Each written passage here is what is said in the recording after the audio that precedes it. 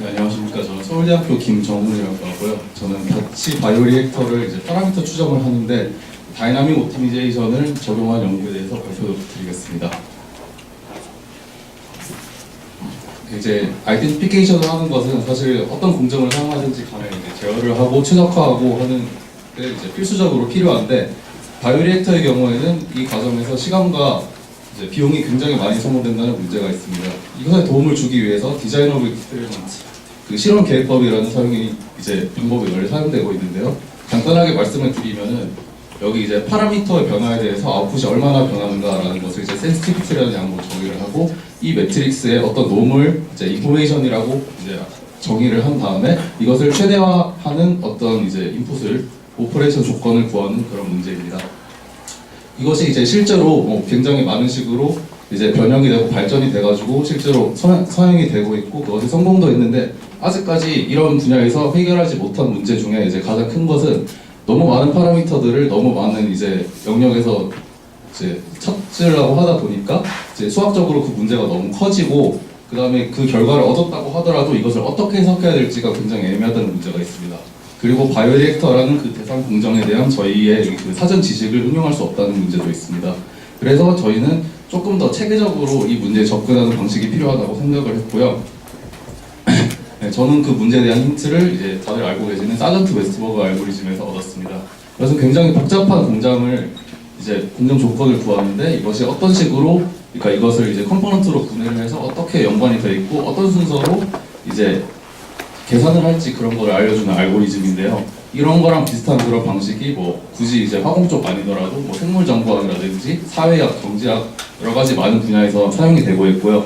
그럼 이것을 왜 파라미터 에스티메이션 하는 문제는 사용할 수 없을까? 뭐 그런 문제의식을 가지고 연구를 시작하게 되었습니다. 이제 그 과정에 대해서 이제 일단 이제 계략적으로 나와 있는 도표인데요. 이제 저희가 사전적으로 알고 있던 그 지식을 통해 가지고 노미널하게 오퍼레이션을 한번 돌린 다음에 그것을 가지고 기초적으로 세 가지 분석을 해납니다. 그리고 이 결과를 가지고 이제 다이나믹 오티미제이션이라고 적었는데 제 연구에서는 MPC를 사용을 했고요. MPC에다가 이것을 적용을 해가지고 실제로 아이덴티피케이션을 실시간으로 행하고 이제 결과를 내게 됩니다. 이제 각각 과정에 대해서 디테일을 설명을 드리겠습니다. 저희가 이제 바이오리액터에 대해서 사전적으로 알고 있는 이제 초기 파라미터 추정치와 공정 조건을 사용을 해가지고 이제 컴퓨터에서 시뮬레이션을 돌리게 되고요. 이것의 결과로 이제 스테이트 트라젝토리가 나오는데 이것의 구체적인 값은 파라미터가 틀렸기 때문에 믿을 수가 없습니다만은 이제 이것이 바이오리액터 모델이기 때문에 각각 파라미터에는 피지컬한 의미가 있습니다. 그래서 그것의 이제 렐러티브 스케일은 당연히 알 수가 있고 그렇기 때문에 전체적인 거동도 실제와 비슷하다고 할 수 있기 때문에 그것에 대해서 이제 얻을 수 있는 충분한 정보가 있습니다. 이것을 가지고 이제 첫 번째로 인포메이션 트라젝토리 애널리시스라는 것을 행하는데요. 아까 정의한 그 인포메이션을 이제 각각 스테이트와 각각 파라미터 셋에 대해서 한 가지 값으로 계산을 할 수가 있기 때문에 저희가 이제 노미널한 공정에서 나온 그 이제 시간에 따른 그 변화에 이 식을 적용을 시키면 시간에 따라서 각각 파라미터에 얼만큼의 정보가 있는지를 계산을 할 수가 있습니다.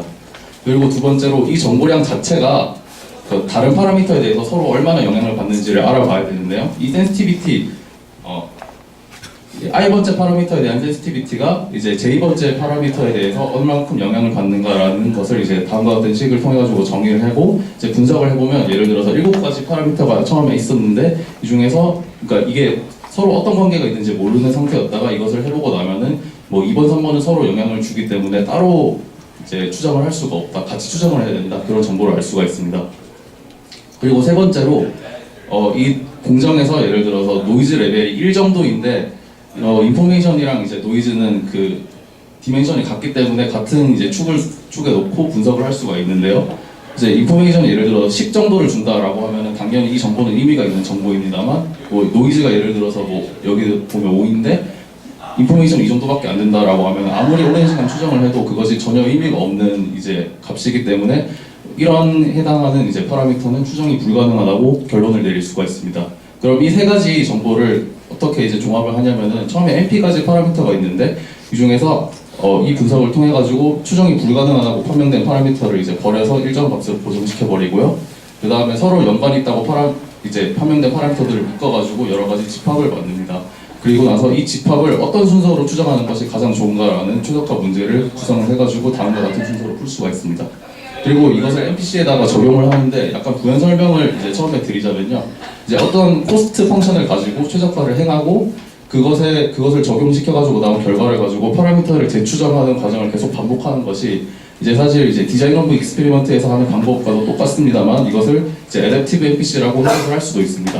그래서 이것이 이 두 문제가 수학적으로 동치라는 관찰을 할 수가 있었고요. 이 관찰을 통해 가지고 아까 나온 정보를 NPC에다가 적용을 해서 다음과 같은 알고리즘을 구성을 했습니다. 이 알고리즘에 대해서 잠깐만 더 부연 설명을 드리자면은 이제 처음에 그러니까 보통 사용되는 NPC는 이제 여기 페널티 텀이랑 이제 트래킹 텀으로 구성이 되어 있는데 여기서 이 텀은 그대로 놔두고 여기 이제 트래킹 텀을 이제 인포메이션에 대한 텀으로 치환을 시켰고요.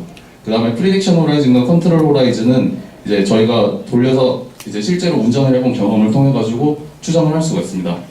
그리고 이제 i번째 파라미터를 추정하고 나면 언제 그 추정을 끝나고 이제 i 플러스 1번째 파라미터로 넘어가야 되는 이제 그거에 대한 이제 기준이 필요하기 때문에 그것을 이제 아까 나온 공정 이제 결과를 통해 가지고 다음과 같은 식으로 추정을 하였습니다.